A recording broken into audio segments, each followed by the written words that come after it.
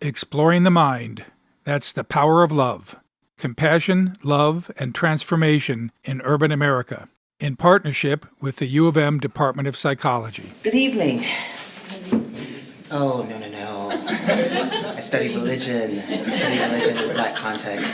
So let's start this again. Good evening. Amen. I love this. Better response. So I am really excited to share this work with you tonight.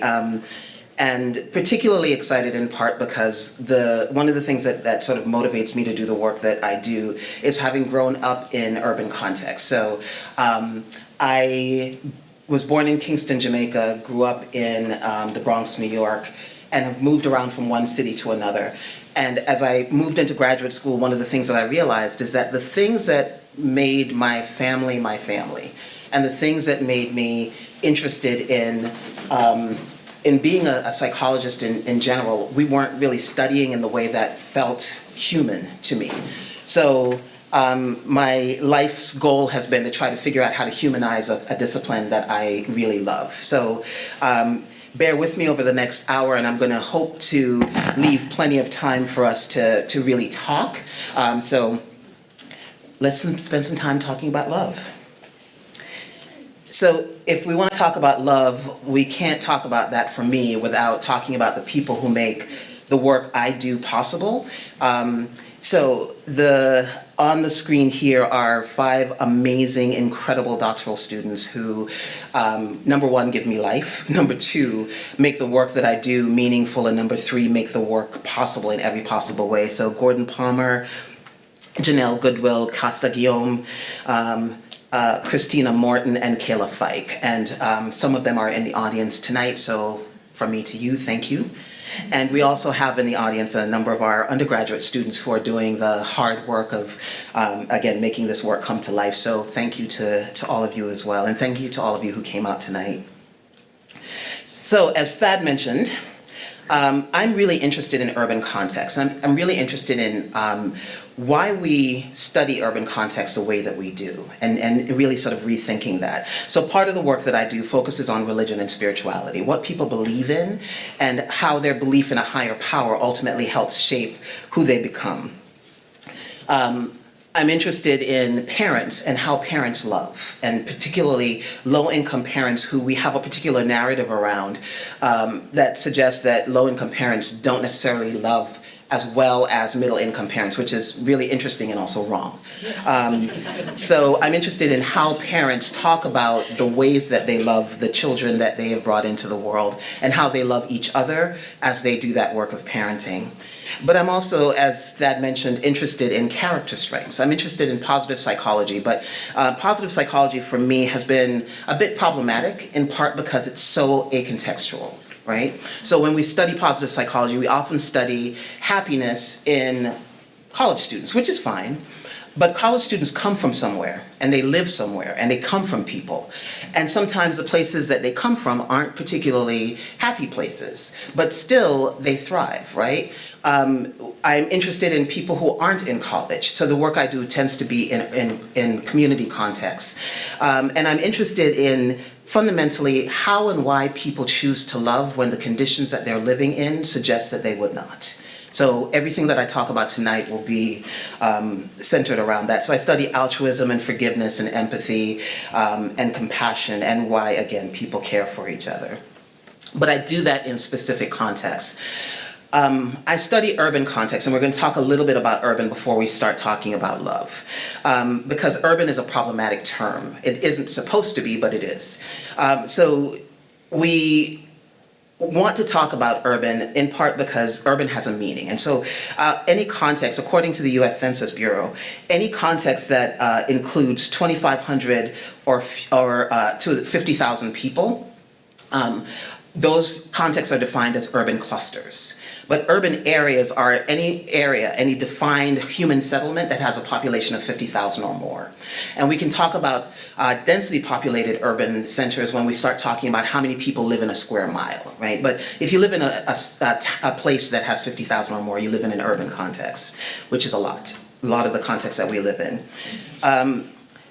Now, urbanization is important for us to study because it is, according to the UN, one of the principal issues that is going to face the human community over the next 100 years.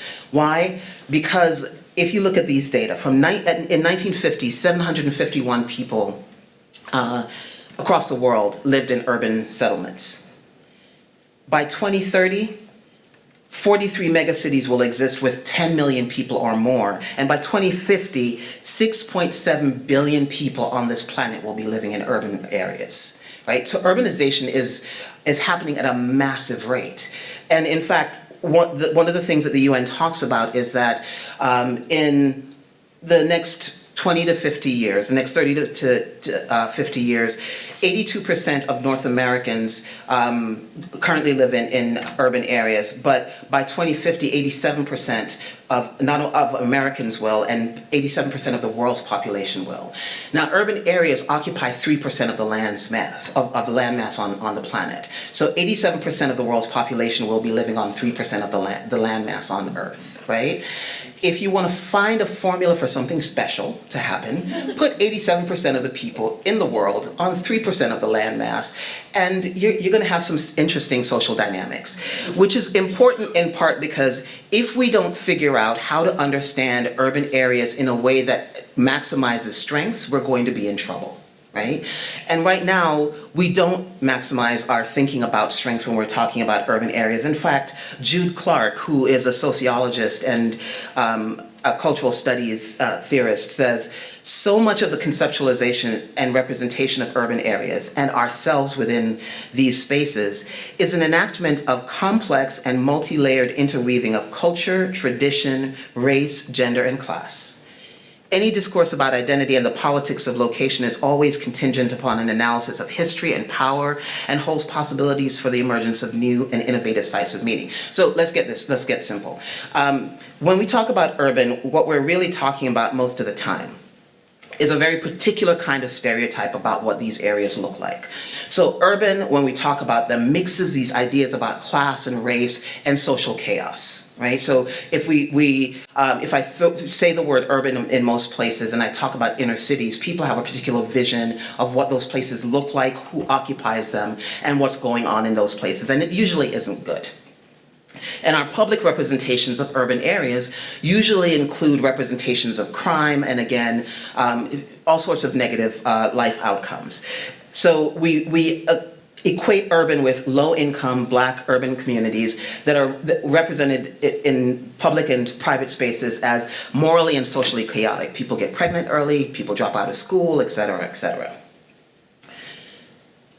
We focus on distress and the disruption of human relationships, particularly family relationships, absentee fathers, etc., even when those narratives are untrue.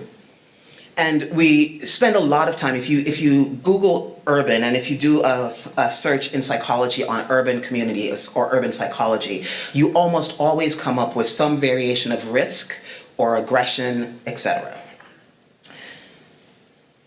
So individuals in urban settings are seen as catalysts of social and moral chaos and are seen as responsible for the chaos that they live in. Here's among the many problems with this kind of representation, the least of which is the fact that these representations are really flattening. They're also disproportionately untrue, right? So most urban communities are not especially violent.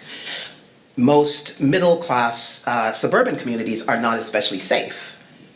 Crime happens everywhere, right? So we have a particular tendency to think about spaces, urban spaces, as problematic when they aren't. But one of the things that we fail to contemplate is how love shows up in these spaces. So we're going to do that together tonight. So one of my favorite authors, Toni Morrison, I think is a wonderful guide for helping us to think about the language that we use when we talk about urban spaces. And she says, oppressive language, like the language of moral and social chaos and risk, etc. Oppressive language does more than represent violence, it is violence. It does more than represent the limits of knowledge, it limits knowledge. This is really important for us because our ability to understand communities, our ability to understand people who live in urban spaces is really limited by the language of risk and chaos that we tend to use. So we're going to shift that a little bit. So as we go into this talk, we want to think about the kind of labor that the language and the representations that we see around urban centers do. And I'm going to use the language of epistemic labor just because, I'm a scholar and I have to try to pretend that, this is what we do, right? So I'm going to be spooky for a minute with the language I use just after I talked about spooky language and problematic language. So the representations that we do epistemic labor. If you continually see and hear about spaces as spaces of risk, if people are continually represented as people at risk, we come to think of them that way. We come to think of us in those particular ways. If the only representations that we see of urban communities are representations of crime and, again, social and moral chaos, we begin to believe in the truth value of that. So those representations do labor in that they reinforce the idea that these things are real and really real. They do emotional labor because when people hear urban, they often have an immediate response of fear. And those fears, psychology has demonstrated, have real implications for the way that people engage urban communities. So one of the things that we know about urban communities from the work of one of our former colleagues, Steve Rodenbush, is that people assume that the presence of people of color equals the presence of crime, even when the statistics, the data don't support it, right? So and people's fear of crime ultimately leads to all sorts of outcomes. They move out of communities, they tend to vote in particular ways. So the emotional labor, the creation of fear, et cetera, is important in urban contexts. And it does political labor. When you're afraid of things, you're going to vote and act in ways that will cause structures of power to use power to control particular bodies and particular kinds of communities.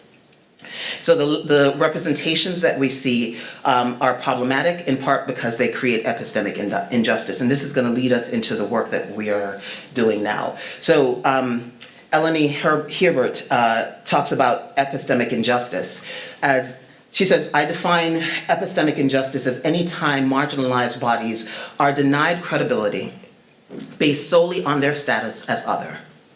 Conversely, epistemic privilege occurs whenever those in power are given credibility based solely on their elevated or authoritative status within society. Epistemic injustice is not just a problem of knowing, it reaches far beyond the scope of traditional epistemology and roots itself in both the social and political. It is, at a fundamental level, a tool used to control and oppress already marginalized populations. So my work in studying love is not about sentimentality.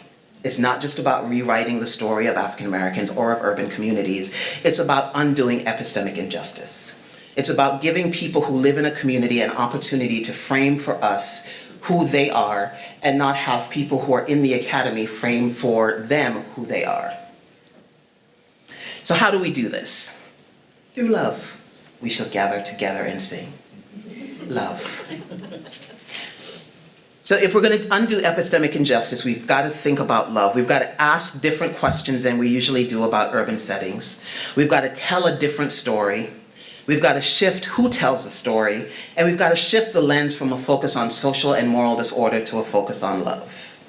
So let's define love as we begin to study love. So what is love? It's funny, we use the word love all the time. We love our shoes, we love our children, we love where we live, but we rarely define what love is. So here's the working definition that we have for the next few minutes.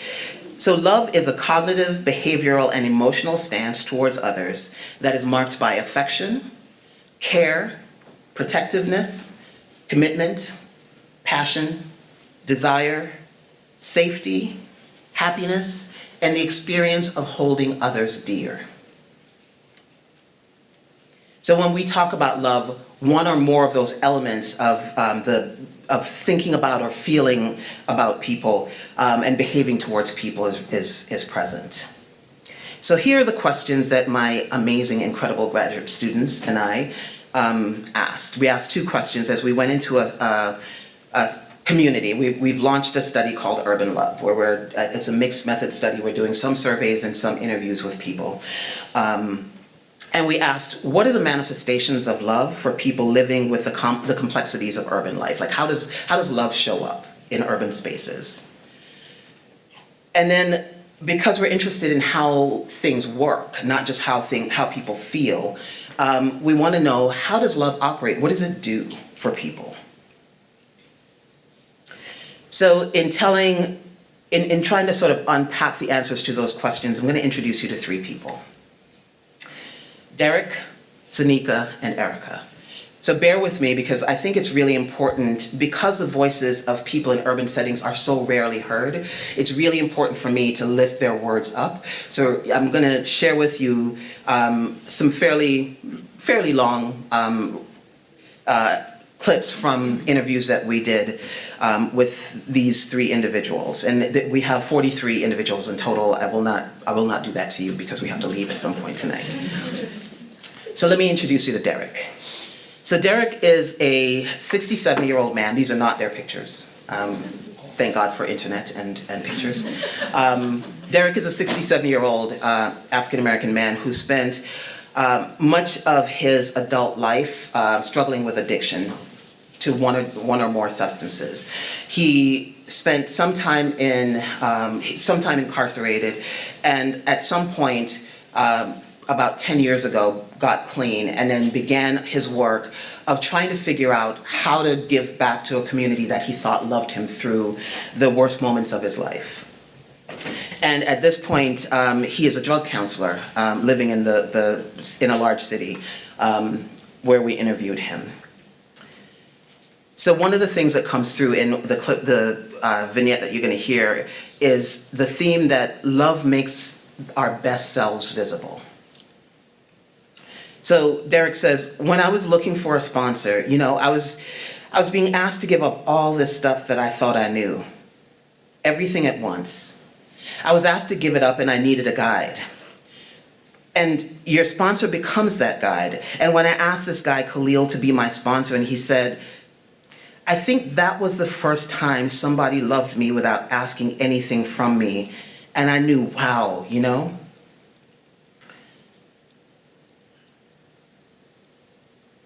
He said, because you remember, I was so disfigured and so mangled inside, and I don't believe anybody. There was no belief. There was no acceptance. Just, that's not true. You don't really think that way about me. Even if somebody gives you the highest accolade, oh, you don't believe. But when I asked him, oh, so simple, yes, Derek, I'll sponsor you. And then he gave me some basic instructions. Meet me here on Saturday. And when I met him there, he actually given me some good, and then he starts crying. He actually given me his friendship. This is just another man sitting back there, taking time to be with you because he believes that you're better than what you think you are or know yourself to be. That was it. Unconditional. Nothing. Just wanting to see me better. This notion that when we are least able to hold a vision of our best self, love, even from someone who is a stranger, is the thing that can hold for us that vision until we can hold it ourselves. That comes through over and over again in these men's narratives. So I asked Derek, how did being loved that way by your sponsor, by the people who loved you, how has that changed who you are and how you love and do the work that you do here? How has it changed you? And his response highlights the fact that love ends up being catalytic and transcendent, because he says, I think it helps me to be aware, because love is active. Love is activist. It's operating. It supersedes the mind. It goes past whatever your concepts are, and it does the work. It delivers the package. That notion of love being catalytic, we usually think about love as a feeling, right? But for a lot of folks that we talk to, love is a verb. It's something that does things, that achieves outcomes. Derek goes on to describe other aspects of how love operates for him. And the ways that he describes them highlights the fact that love inspires critical thinking. Some of my students study sociopolitical development. And for him, that's what love does. It makes you a political being. It helps you think about humanity and honor humanity in a different way. He said, I started to grow because I started to ask questions. It's the questions that bring the clarity on. What is this condition? Oh, it's disenfranchisement. And now I strive to see that this condition is not brought on by the people themselves, but it's the condition of the system itself. So love led him to an understanding that his own experience, while certainly he owns personal responsibility, he recognizes that the conditions of the people he's living around in a community that is really struggling, those conditions are a result of racism and sexism and classism and the disinvestment from community, and it's only through love that he comes to that kind of critical knowledge. But he says, and so loving people means that I have to say, I want to see good for you. And he talks about this in the same way that Khalil did this for him. That's how love starts to operate in my life. You know, one of the things I learned about love, it says, leave a man with his dignity. So in the work that he does, he talks about the fact that because he has been loved so well by Khalil and other people who have come into his life at various points, the work that he does as a counselor is rooted in a sense that no matter how far people fall, he is going to be committed to making sure that they know that they are always seen as worthwhile. He's going to leave them with their dignity. So that's Derek. So Sanika. Sanika was, or is a young woman I met doing these interviews who, the backdrop of her story is really important, as is the backdrop of each of these people's stories. When Sanika was 15 years old, her mom, who was again struggling with both mental health issues and addiction, left Sanika with her four younger siblings, when she, again, was 15 years old. She walked away, left them in a hotel, paid 1 month of the hotel bill, and she disappeared for 3 years. And eventually Sanika was able to find her. But Sanika at 15 didn't have a job, so she couldn't pay the hotel bill. So Sanika and her siblings ended up living in what she calls Tent City. It was a space for homeless men and women, where people lived literally in tents. And from the age of 15 until she graduated from high school, the men and women living in those tents became her parents. And she talks about the fact that these men and women, all of whom had been thrown away by society, when they went out and begged for food or money, they would come back and feed her and her siblings before they fed themselves. Ultimately, she was an excellent student. She was an A student, graduated with the top grades in her high school class. But because she had to walk so far from where she was living on the streets, and she wouldn't go to a shelter because they would have taken her siblings from her and put them in foster care. And her way of loving was she was never going to let her siblings be in foster care. But she said that she graduated with the top grades in her class. The men and women on the street knew that she was an excellent student, so they knew she was being bullied because of the smell of her clothes, and so were her peers. So they would take the clothes off of the kids, wash the clothes, put their clothes on the kids, bring them new clean clothes, and then send them off to school, and they would again feed them to the best ability. But because Sanika had to walk so far to school, she was late every day. So even though she graduated with an A+ average, she was not allowed to be valedictorian. But the men and women knew she was that were her parents, this community of parents, knew she wanted to go to college, and so they paid for all the money that they gathered. They took a portion of the money that they got every day, and they put together a pool of funds that they used to help her pay for her college applications. And none of them knew how planes worked. They knew that you had to pay for a plane ticket, but they didn't know how that went. So everyone assumed it was sort of like a bus ticket. You show up with your money. Sanika got into all 8 colleges that she applied to. And she wanted to go to a particular historically Black school, and her parents raised the money to buy a plane ticket as much as they could. So she went to the airport to try to get the plane ticket, and unfortunately the person at the counter, she was trying to buy a ticket on the spot, and the person told her, in her words, "I don't know why you black people think that you are entitled to special treatment. You can't get on a plane today." And she said that was the end of her college career. Yeah. But she talks about how she has used that experience as a way to turn back around to take care of her parents now that she is 24 years old. She is employed, and she has a home of her own, an apartment she rents, and as many of her parents as she can fit into her apartment without getting kicked out, she has living with her. So she has 4 of her parents living with her in a 1-bedroom apartment, and they remind her all the time that for them, she's their college kid. But she talks about the experience. She said, for my whole junior year when I was 16, I was going to school. I stayed inside a tent outside the shelter. It was hard because the teachers would always get on me for being late. I'd lost a lot of weight, but every day there was always someone to help me up in Tent City. I would walk down the street and these African-American men, they'd be like, "Child coming, hide your drugs. Young lady, stay in school, don't do drugs." These are the nicest people to me. People who live in the streets. People who look like me. So the sacrifices come through, and that prophetic ability to see her as a college student even before she could, and to imagine her in that role even when her teachers couldn't, that comes through very profoundly. And she said Miss Jenny, who was one of the moms she stayed with in her tent more so than anyone else, Miss Jenny, she would say to me, "You don't want to be here. I don't want to see you here forever." And she let me lay in her tent with her. They pushed me. They helped me up when no one believed in me. The fact that they were willing to give even the little bit that they had to lift me up was more than enough to keep me going a whole day.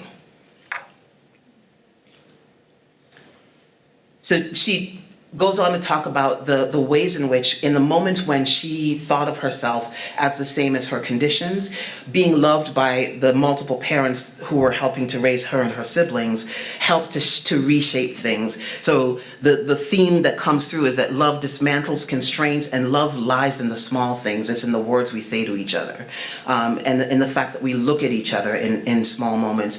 She says, "I remember a lady who was..." It's amazing to me because me and her both in the shelter. And I remember she told me, she was like, these names, these definitions they put on you, they don't define you. To me, kindness is being pushed. And she talks about the fact that love is being pushed. It's what I've been given by every last person that's literally as unfortunate as me who's pushing me up. Even just the words that you give. Your words to me is more than enough. Being there to uplift another person is more than enough. The small things. She talks about love being something that creates opportunities for grace and redemption. And remember, we talked about, I mentioned the fact that her mom left her and her siblings. And their relationship was tumultuous. And her mom asked things of her that no mother should ever ask of a daughter. Despite that, she says, my mom, even though she kicked me out, when I hit 21, I got my apartment. I paid for her to come on the bus to see me for 2 days. And those were the hardest 2 days because she kept on saying sorry. She kept saying, sorry, I love you. She was like, I just didn't know what to do. She didn't know what to do. Being a single mother raising 5 kids, having the only man she's ever been with pass away. I learned what it means to have trauma. You've been through enough trauma, she says to her mom. I told her, you never have to say sorry to me. I said, my heart, my destiny, my life started the day you left. It's still going, and I'm never going to give up, never going to stop. I tell everybody, every person that I see in Tent City, I'm like, you guys right here, you guys make the most difference. The capacity for unbelievable forgiveness, that capacity to love, despite the fact that, she has plenty of reasons to be angry, to be rejecting of her mom. But for her, the ability to see in her mom what trauma does when it lands on someone you love. and to be able to do the perspective taking of, I know you would never have left us if you had other alternatives. That capacity is love in her, but it's what love does for her mom to give her the opportunity to experience grace, unearned favor, and to experience redemption.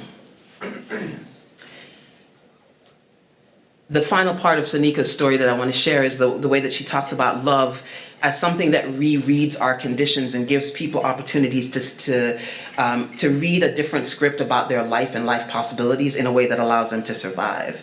So she says, I used to tell my little brothers and sisters, I say, every single time you guys feel like you're by yourself, you feel that weight on your shoulders, that someone's leaning over you, that's someone leaning over you, looking at you in your face, telling you to keep going. I'm like, it's not stress, it's that spirit, right? So to reread pressure as somebody loving, looking over your shoulder, which is usually her, and had been for most of her siblings' life. That capacity to reread difficult moments as moments not where you don't give up, but as moments where you recognize that you're being loved through it. It may feel like pressure, but it's something different. The third and final story is Erika. And Erika is a young woman who is 27 years old. Like Sanika and like Derek, Erika spent much of her life living in and out of shelters. And at this point, she's working actually for a shelter, helping to take care of families who live through what she lived through. And the first part of her story, the theme that comes through is that love sees the divine and the sacred in everyone. So Erika is talking about one of the things that she does over and over again when people come through the doors of the shelter, regardless of how they smell, what they look like, what's happened to their bodies. She has a way of lovingly and gently taking care of them. And so a number of people in the shelter pointed her to me, and she said eventually about this particular woman, she talked to me. She said, my back itch. And she's older, and I have a mom, and I'm just like, your back itch? And then like recently she came back because she lives, in the shelter, and they're sleeping outside and stuff, And then she came, she had medicine and stuff, and she was like, can you help me? And I'm like, my first thought was, I didn't even think I had a first thought because I knew I was never going to turn her away, because I have lupus myself. Probably that's why I wasn't scared, was because they're God's people, and this is what we're here to do, Again, that capacity to see in people who have been thrown away by communities, who wouldn't be touched by others, to be able to see them as God, as God's people, and to recognize that our only purpose on the planet is to make sure that we take care of each other and take care of God's people. And in the context of the same story, she talks about love creating a space for vulnerability, and particularly for this woman to be vulnerable enough to ask for help. Her coworker says to her, she says, my coworker was like, how do you think that made her feel? Because she really didn't have nobody to do that. For her to put it on her back the right way. He told me, she may not have trusted nobody to do that for her, She wouldn't just come and just ask you, to do that for her. I remember I put my gloves on, I went in the bathroom, and when I seen her back, I was just like, Jesus. Like, her back was just all ate up. They claimed it was fleas. She was like, thank you, thank you. And I'm just like, no, thank you. Because, I feel good doing that for her, because I'm just like, you in pain. Like, it shouldn't even be. You shouldn't even have to be living like this. It's too much. Again, that capacity, which we hear over and over again, of love being something that humbles us so that we recognize that, number one, it's not about us, that our job is to care for others. But Erika, love inspires in her a sense of gratitude. The fact that this woman trusted her enough to allow her to care for her is something that she feels deeply grateful for, and she needs to communicate that. And it's that same love, just like Derek talked about, that inspires critical awareness. the recognition that people shouldn't have to live this way, which is why we have to love. And the final thing that she talks about, which others in our interviews talk about, is the fact that love has cascading effects. It doesn't just affect the one or two people in the moment. That when people watch you loving, they end up loving sometimes even more powerfully, and they love more broadly, and they love others who they wouldn't have loved in a variety of ways. So she talks about, she says, but I learned it from Paul and Miss D. Now, Paul is the person who runs the shelter. And person after person in this community talks about the fact that he is a man who they can't think of someone more loving than him. He shows up early, he stays late. He talks with people as if they were the best of relatives, even when he doesn't know them. When people are walking by, if they're drunk, he has them come in like, come on, why don't you sit down? You look like the world's leaning today, right? He finds a way of making, even conditions that we would humiliate people about, he finds a way of making it a human moment. And so people in the community love Paul, and Miss D is his partner in crime. They run the shelter together. But she says, I learned it from Paul and Miss D. They help so many people, you know? So it's like, why not be helping? The normalization of love, the normalization of help is something that comes through. It helps somebody out. Love has cascading effects. So what's the take-home message? Fundamentally, the take-home message is it matters that we choose not to study love. The fact that we sentimentalize love so that we think of it as something that that isn't science, that we can't do a science around, is deeply problematic, because what we do know is that for every human being, the capacity to love and be loved is central. None of us can survive without it. It's the thing that is central to our humanity. So if we as social scientists choose not to study love, it's a choice. And it's the easiest way to dehumanize people, to absent them from the story of love and the capacity to be loved. So when we pay attention to the stories that show up, when we recognize that if we make love visible and we study how it's operating and how it's showing up, we can learn some things about the human condition. And here are some things that are takeaways. And again, this repeats some of the points that we talked about. Love and the sacrifices that we make in love make people visible. Love is about legibility. It writes people into existence. Love ignites the prophetic imagination.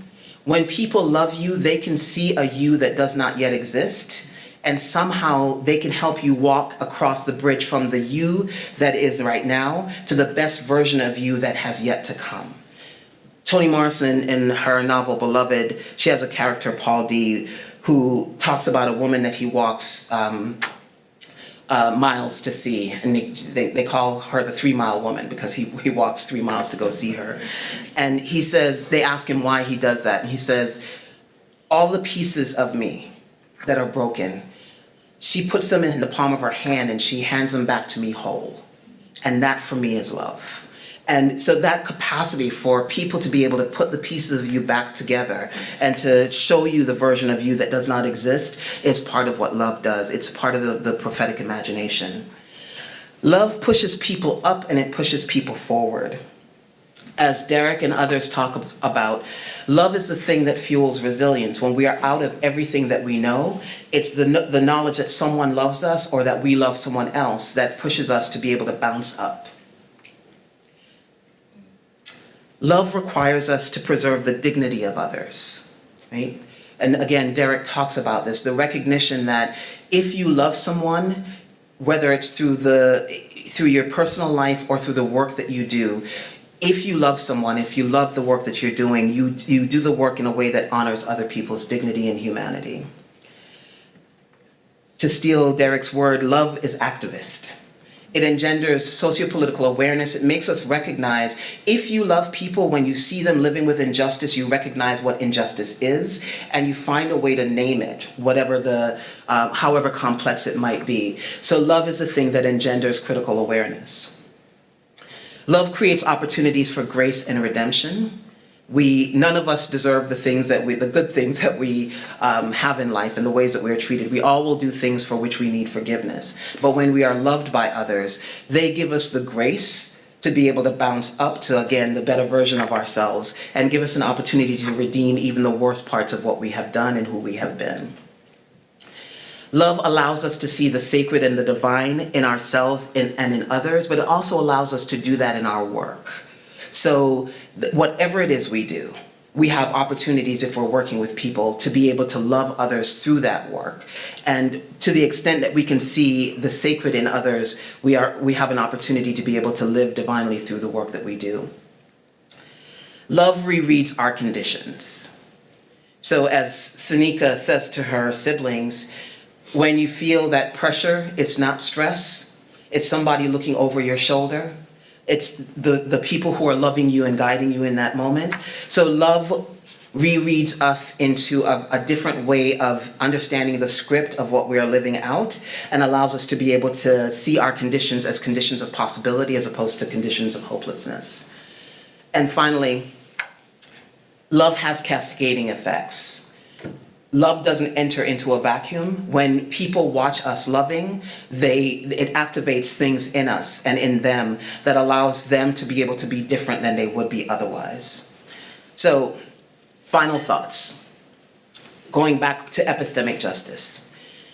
Knowing people's condition is not the same as knowing people. Knowing that people live in poverty tells you nothing about the people, it tells you about the condition. So for us, and for me, thinking about love in terms of epistemic justice, my goal is to think about how do we, even in the context of understanding the condition, and particularly because of the condition that people are living in, how do we come to see their humanity fully in the context of that? So using conditions as a landscape, not as a replacement for human beings.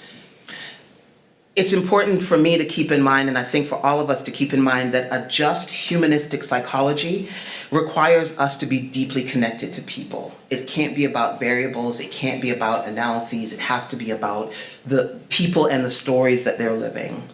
But science has to be courageous. It has to be radically courageous. So if we're going to do this thing, we have to be able to build a science of love that is truly a science. And we have to recognize that this is not about sentimentality. It's about recognizing that if we're going to dismantle injustice, if we're going to be able to understand the human condition and help people move through it, we've got to first see people as people in the fullness and the lovingness of themselves. So I'll end with this. A friend and colleague of mine, Niobe Way, who's at NYU, we were talking one day, she told me this parable that has stayed with me. And that is a parable for me about the way that we do our work and why we should do the work that we do the way we do it.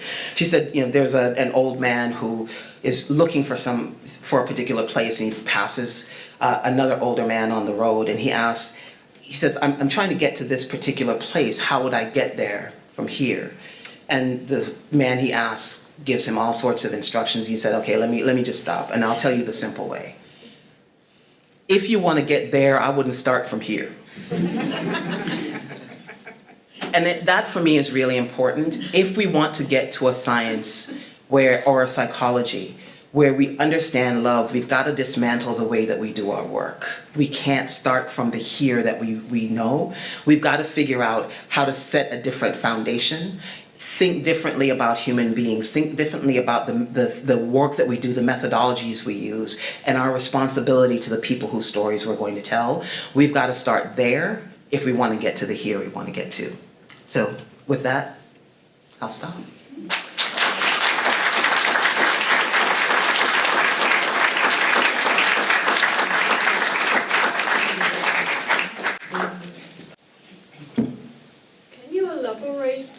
More. I'm sure you already had some thinking about how you want to see the science going. Mm-hmm. So can you elaborate a bit more about this point?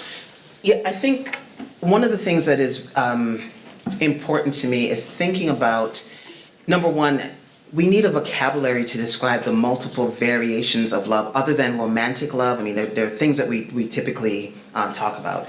But there are ways that people talk about what it means to hold someone so deeply in your heart, your spirit, that you care for them, even when you don't know them. right? And so I don't know that we have as rich a vocabulary as we need in order to be able to describe the various ways that people talk about and describe love as they experience it. So I think that's one of the things that we need is a bigger vocabulary.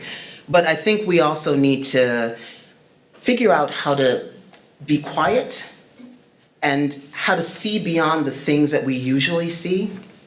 So there's a body of work that talks about the mundanity of goodness, right? And the ways in which we choose not to study goodness because it seems so mundane, it seems so everyday that we discard it. But evil, right, which is really rare, right? We will rarely come upon someone who's truly evil, right? Or truly mean, or truly violent.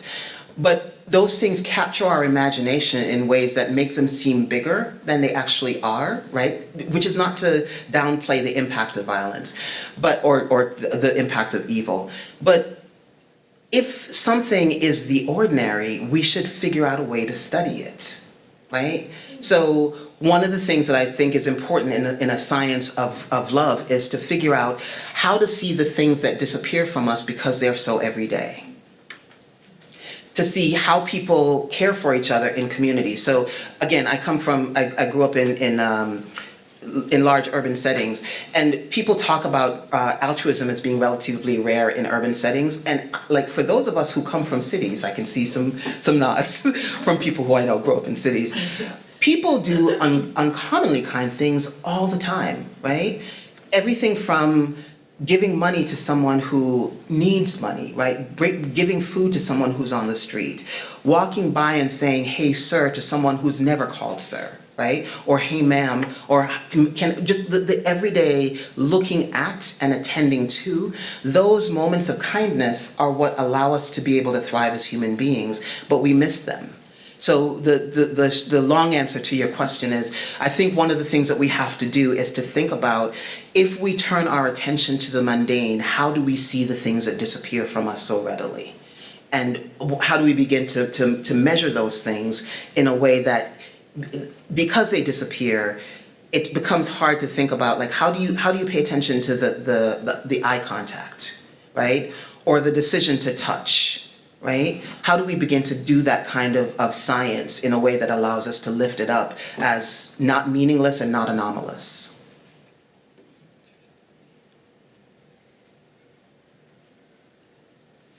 I just want to say thank you for doing such important work that a lot of people probably just hear it's about love and think, oh, that mushy, they have no idea, and it's so important to human beings, and we really need to get on this. Absolutely. Where we're going, but anyway, thank you. Thank you. Quite brave. Thank you. It is. Thank you. I give credit to my students.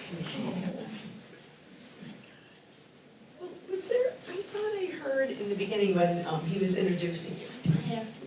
Repeat your question so everyone can hear it. Okay, yes. Oh, he's recording. I thought I heard in your introduction something about empathy that had really, I latched onto that, and I didn't think it really was covered. Mm-hmm. And I was wondering if it was something that you studied and know how to cultivate, or if someone has it or doesn't have it, it won't change. Yeah. Well, so it's one of the things that is required for love is empathy. So when the work that we do, so our team is called Elated Lab, right? Exploring love and transformative engagement in the diaspora, right? One of the things that we study is empathy, and empathy has two different components, right? There's a cognitive and an emotional component of empathy. So the emotional part is what we usually talk about as emotional empathy or just empathy, but there's a cognitive part that is perspective taking. It's your ability to sort of get inside the experience of the other and not just imagine how you would feel if you were in that circumstance. That's not perspective taking. Perspective taking is being able to put yourself genuinely in the space of the other and understand from their perspective how things are unfolding. It's the thing that allows us to be able to love deeply, right? That capacity both to feel what people are feeling, but also to imagine the world from their perspective. Because you imagine the level of bravery it takes, especially when you don't like someone, right? So when you love someone, right, it's easier to put yourself in their perspective. But when you don't like someone, to be able to say, I may not like you, I don't dig you, but I can understand when I see what you are doing and how you're living and the space that you're occupying, I can understand why you experience or think the way that you do, right? So those things are embedded in love. Compassion is embedded in love. The capacity and the willingness to forgive is embedded in love, which doesn't make it easy, but the grace that is required when people harm you in any way, to be able to say, this is important enough, or your humanity is important enough for me to be able to figure out how to forgive you for what you have done. But it's because it's reciprocal.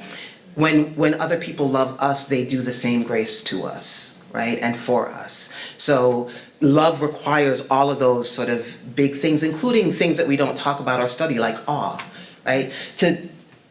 If you ever watch, like, babies' eyelashes, like what, right? Come on now. You give them your PIN number because they've got the long eyelashes and they're just cute, and there's something that evokes in you this sense of, I can't let anything harm this person because they're sacred. So the sacred is embedded in love, right? So to study love is to study all of those things as they're sort of living through the emotion that we tend to sort of ball up under those 4 letters.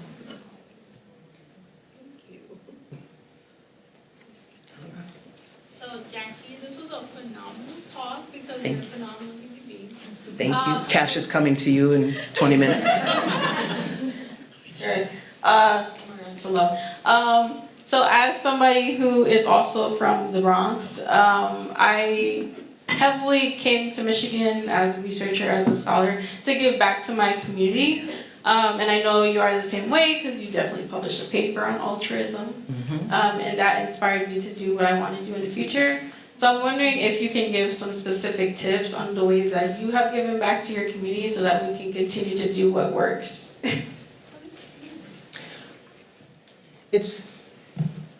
It's an interesting thing. So there are different, for me, there are different ways of giving back, right? So one of them is trying to make sure that I teach and engage with students in a way that allows them to be fully brilliant and fully genius without the consequences of having people tell you that you can't do certain things or you don't do certain things well, right? Because critique is good, but the critique as it sometimes comes in the academy can be silencing, right, and shaming.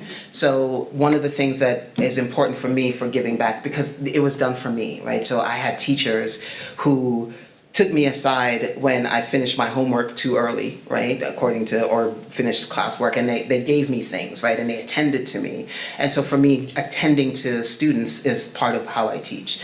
There are tangible ways that we all give back. We all give to charity. We have my siblings and I have a charity in my mom's name that allows us to be able to help educate kids in Jamaica who the Jamaican government can't afford to build schools and maintain them. And so we, part of our income goes to making sure that kids have schools, the teachers are paid, and that they have the resources that they need. But we all give back in the everyday, right? It's the making sure that when we have a moment where we could either go off and harm someone or say the wrong thing, or we can take a step back, we just take a moment to think about empathy, right? If I was in this situation, how would I want to be spoken to, right? Especially in difficult moments. So I think and it's in the work, right? The figuring out how to, I always want to write papers that my grandmother could read. And my grandmother my grandmother had a 3rd grade education, right? But if I can't write to her, then I don't know what I'm doing. So I do the work, and when we do this kind of work in community, it's reminding myself that this isn't about us. Like, we have a responsibility, we have a responsibility to Derek and Sanika and Erika and everybody else, that if we leave people in the worst of conditions because it's convenient for us, then it's the worst kind of evil. It's just the worst kind of evil. Privilege, we can't do that.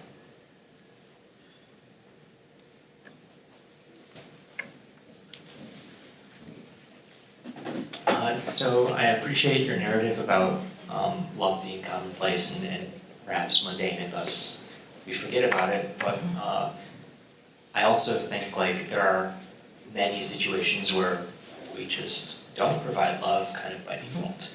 And one that came to mind, one that's especially heartbreaking to me is, you know, even in Ann Arbor, walking down the streets, people might be begging. Absolutely.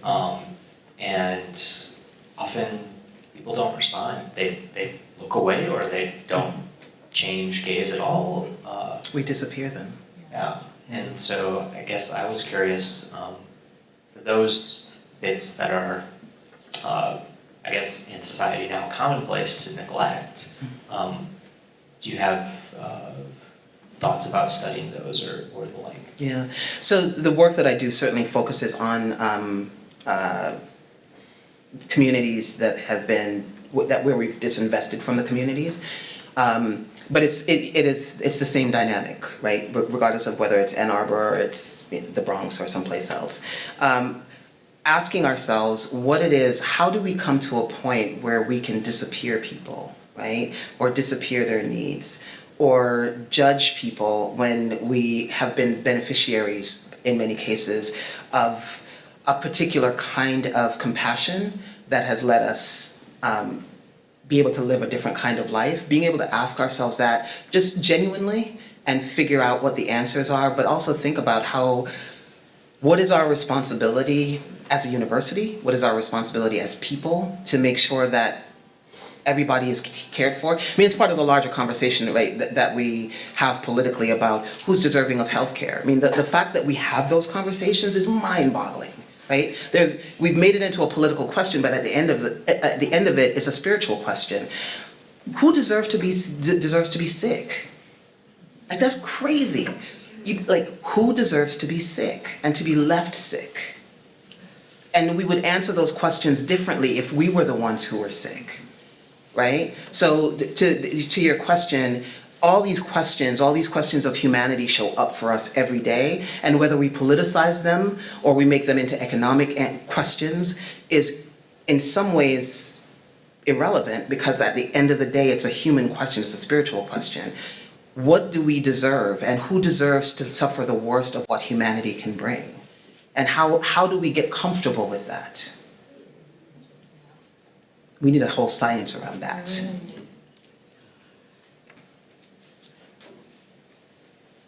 Thank you for your talk. Yeah.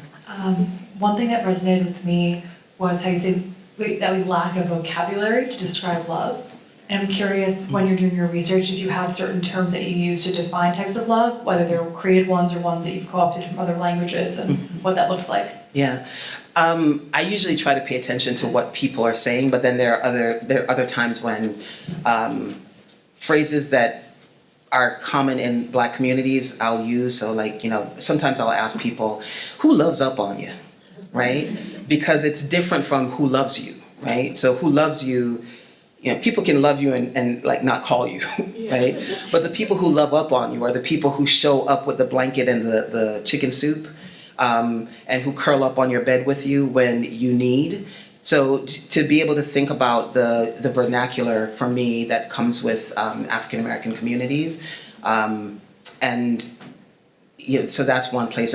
But sometimes I ask people to sing me the song that they sing when they want to communicate about what love looks like for them, right? Because sometimes a narrative, a storytelling kind of path doesn't work.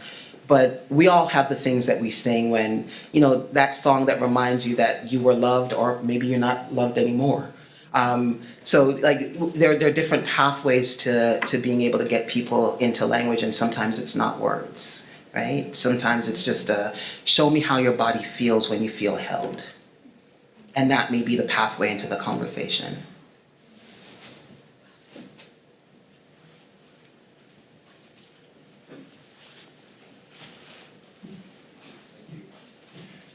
Jacquie, thank you for such a thought-provoking talk. Thank you. I really enjoyed hearing it. So my question is, I really want to build on the point of developing love for people you can't stand. Yes. Okay? Yes. And how challenging that can be. Yeah. And I guess taking it to scale nationally, I mean, now that we are in a presidential, election year, I mean, the politics are going to get even more cutthroat, and like our nation is going to get even more divided and divisive and partisan. So I guess from what we've learned in studying love within urban contexts, how can we use that knowledge to kind of spread that on a national scale to try to develop more love amongst all Americans? So you're just going to ask me some kind of I can't solve the question, but okay. Just your thoughts. That's right. Just your thoughts.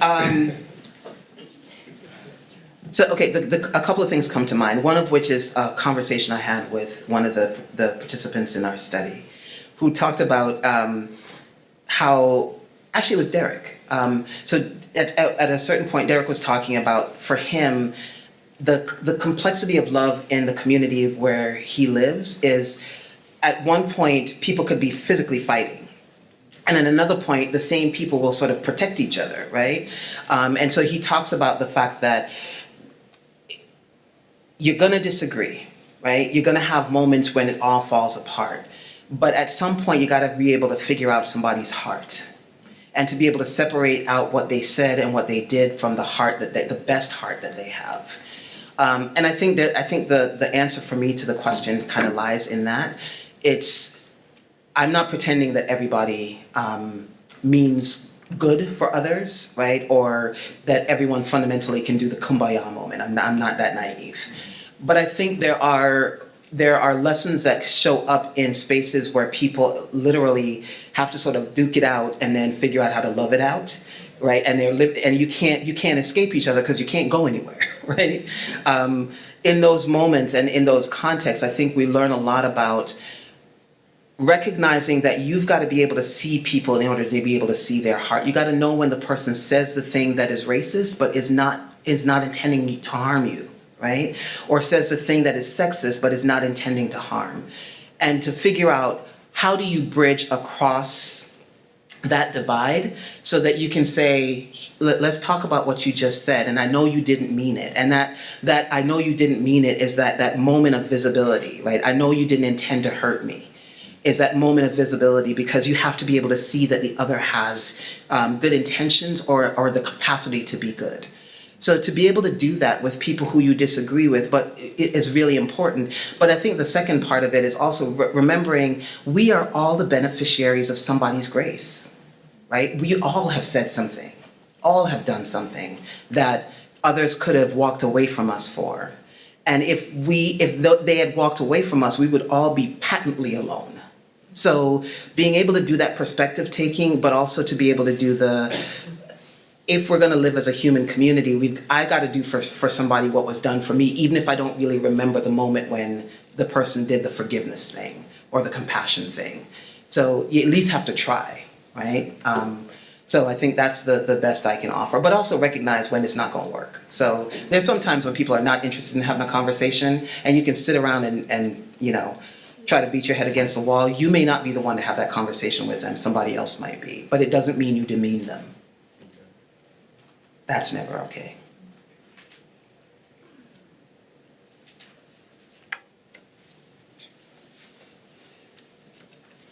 Thank you very much for your talk. I'd like to follow up on the gentleman's question over there. Mm-hmm. And the issue that I've never been able to resolve for myself is when you see somebody panhandling or begging for money in the street. And the example I can give you is maybe a little bit more remote. Like the Port Authority in New York years ago was just packed with. Let's just say it wasn't a wonderful area. Mm-hmm. And the situation is the government is saying, don't give to the people in the street, support social services, support charities and all that. Mm-hmm. And yet you walk by these people and you don't want to dehumanize them. Mm-hmm. I'm wondering what the right reaction to that is. Yeah. I mean, it's complicated. I think it's got to be a both and, right? So one of the common discussions that people have is, do we give money to someone who is struggling with addiction because they're going to go use the money for drugs or alcohol or whatever it is? And there are good points on the yes and no, right? But on some level, one thing to consider is, if you are living in hell,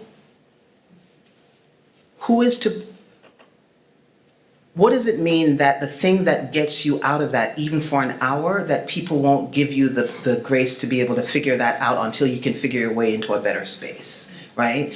Because the reality is, and this is not to support like the notion that, you know, we should support addiction, but the reality is sometimes I did clinical work, but and watching people live through the most hellish of circumstances, I could understand why they had to drink, right? So to get through a night of hell so that you can figure out in the morning what to do, while it may not be the best of circumstances, to deny somebody the opportunity to figure out how to just make it through the next few hours is something that, you know, for me, I have to grapple with, right? Because social services is not going to show up at your doorstep at night to help you through that moment. So there has to be a both and. There has to be a long-term strategy to dismantle structures that are creating problems or to help people through the worst moments of their lives. But we also have got to figure out how to build temporary bridges across a night to help somebody figure, like, how, and it's a slippery slope, right? So at some point, if you say, I'll only give you money for food, but I'll only give you money if you go get healthy food. I'm like, I can take my $3 to Whole Foods and I can get exactly nothing, right? Or I can go get something that you may think is unhealthy food, but it gets me through a night, right? And it's the same, that you slip that slope down, that hamburger that's $1 will get me through a night. That alcohol that I need right now to get me through tomorrow so I can live, so because you can't be sober and dead, right? So if it's a choice between my life or drinking tonight, then perhaps drinking tonight so that tomorrow I can end up alive and then somebody can help me walk across the bridge to sobriety. There's got to be a both and there. And the clean answers are never going to be real. They're just never going to be, they don't match reality. When you live in hell, you don't get to make those choices. You just don't. And we don't get the right to determine how people use it. Once you give money, it's given. It's like, you don't get to monitor it. Like, my mom can't give me money and then like, here's what I'd like you to do with it. No, you then keep it. It's not my money then, right? So if you're going to give. And then you help people. If you care about their sobriety, help them with that. But a lot of the times we don't. We care about the judgment once we've given. So giving the money gives us a path into judging people, and that's not okay. If you care, help. Thank you.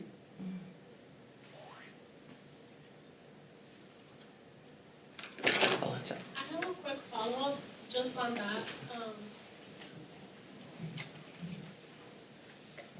And the follow-up is just, has there been work on that, on kind of that judgment passing that you do really quickly to decide if I'm going to give you my money for you to buy this but not that? So I didn't hear the question. Has there been work on that, or is that something to kind of, I don't know, do more research on? There's a small body of research that I'm aware of on the concept of deservingness and how we decide who deserves help. And how deservingness then shapes who gives help and who receives help. And their race and gender and class have huge implications for, and physical and phenotype have huge implications for how we decide on deservingness. So if you are a tall man or a large-framed man, you're often, especially in certain circumstances, you're less likely to be seen as deserving of help because the assumption is you should be able to help yourself, regardless of what life has brought to you, right? If you're a smaller-framed man, you're more likely than the tall or big-framed man to be seen as deserving of help, but you're less likely than a woman to get help, right? So gender and size matter. And there is literature, especially around domestic violence, that has implications for this. So dark-complexioned, large-framed women are seen as less deserving of help, and they're responded to that way by police. So they're less likely to get help from the police. They're less likely to have police officers take their statements. They're less likely to be seen as victims, right? And you can sort of play the rest of the tape out. So deservingness is something that people have studied, particularly in the domestic violence world. Thank you. You've got our work cut out for us. We do, but the fact that the work is being done, right, is in and of itself the source of optimism. We just have to amp it up.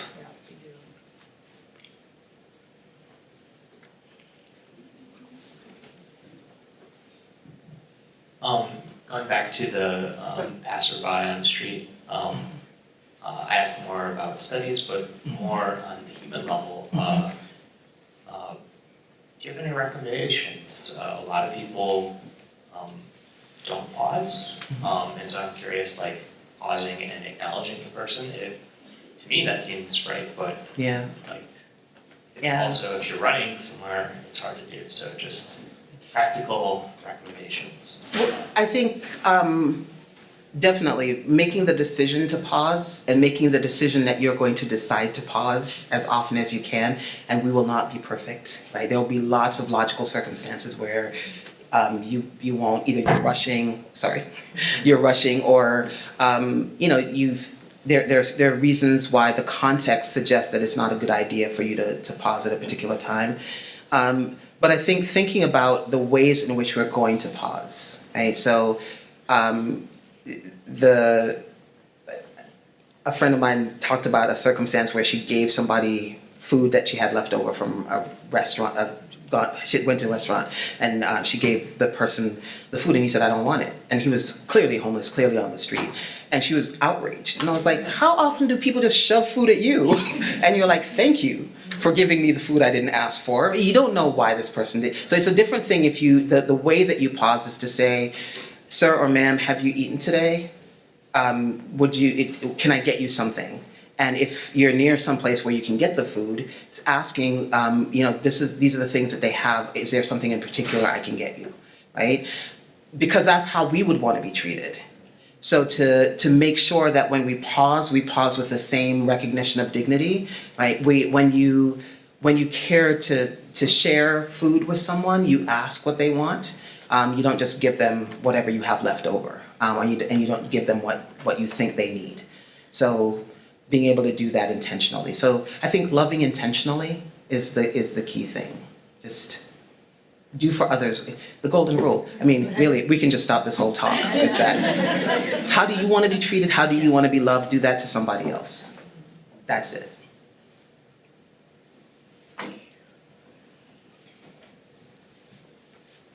Well, Professor Mattis, thank you so much. This is such beautiful work. And listening to it, I was sort of wondering, you showed examples of really profound forms of affiliation and love between really disenfranchised people within one group. Yeah. And I think, there are such powerful forces, I think, dehumanizing people. And it's very politically expedient. It makes money or it leads to power. It's a very old story. Yeah. And the question I was going to ask is kind of similar to what the gentleman over here said is have you seen experiences where, since it's the norm in a sense for majority or dominant culture people to probably dehumanize, and it's a message that's fed to them quite a bit. Are there ways that little bits of humanization can come in, or have you seen these types of things where, like this gentleman said, even just recognizing the humanity of somebody who's begging? Yeah. One of the things that keeps me hopeful, especially about intercultural and interracial relations and interclass relations, is certainly watching our students, right? But just watching people every day. So even in the context that we're talking about here, Erika works in a shelter where people of all races and backgrounds come in. And she's really intentional about the fact that she knows that people sometimes walk in thinking that she's not going to like them because she's Black and they're not, right? And so she's really intentional about making sure that she walks up with a smile and whatever she needs to do to make sure that she sees you. And then she just goes about the business of, ma'am, do you want to take a shower today? Right? So you just making that decision to approach fully human is certainly what she does and what people do all the time. To even in the context of our students, I love teaching because I get to show up with these kids in class, many of whom are from very wealthy backgrounds, many of whom are not, who don't look like each other, would never have met were it not for the fact that they showed up in these classrooms. And these beautiful young people are trying to figure out how to care for each other in the most amazing ways. So watching students protect each other, right? Listening to students talk, ask questions of each other, and watching over the course of 15 weeks, kids who would not ever again have met, figure out how to be friends and talk to each other and love each other, right, is amazing. Watching parents, students bring their parents to class, which is usually frightening, and I'm like, I'm gonna need you not to do that, but they do. And the parents are sometimes flabbergasted at what their kids are reading, but also amazed by who their kids are friends with, right? And they get to see, here's a kid who was raised in a conservative home, who has a friend who's transgender and is like, I could not care less. Let me tell you why this person is the best person in my life, right? Being in a university setting, but being in community settings where people figured this out, intercultural communication is not anomalous. People do this every day, right? Folks across racial lines have been friends forever, even in the context of a system that tries to set us up not to be. So, I think if we studied that, right? If we studied how do people end up being best friends who seem to have nothing in common, but figure out the in common. If we studied that, we could figure some things out quickly. But we do more of the studying of intercultural conflict as if intercultural conflict is in and of itself bad. It's not. Right? Because conflict is not a bad thing. How you resolve the conflict may be problematic, but the conflict it just signals that you're human and you're alive.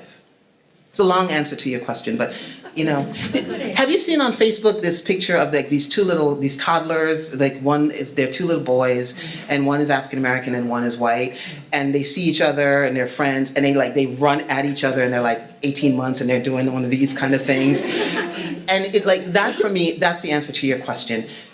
We don't start at racism, we build to it. So, and we don't start at classism, we build to it. So if we just watch people who can figure out how to ask a question, do what 3-year-olds do. Will you be my best friend? And then they just talk. And they don't care what you're wearing. Mostly because they don't know, right? But I think if we can just figure out how to, I see you. What are you into?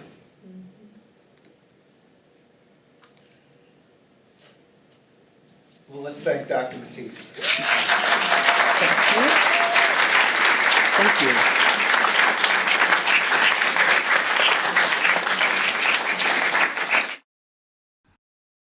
This program was recorded on January 27th, 2020 at the Ann Arbor District Library.